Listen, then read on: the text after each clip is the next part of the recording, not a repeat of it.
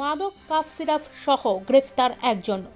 ধৃতের বাড়ি মালদার কালিয়াচক থানার ভারত বাংলাদেশ সীমান্তের কাঁটাতারের ওপারের ভারতীয় ভূখণ্ডের 200 বিঘি বাগানবাড়ি এলাকায়।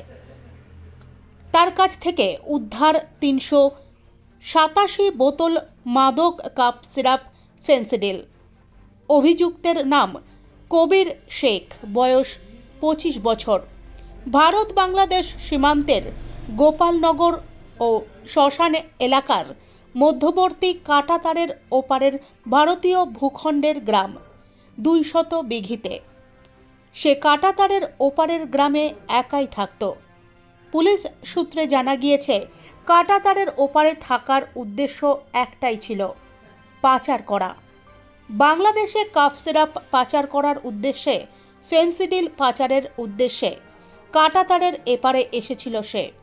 সেই সময় গোপন সূত্রে খবর পেয়ে অভিযান চালায় কালিয়াচক থানার পুলিশ এবং তখনই হাতে নাতে ধরা পড়ে যায় অভিযুক্ত ওই ব্যক্তি।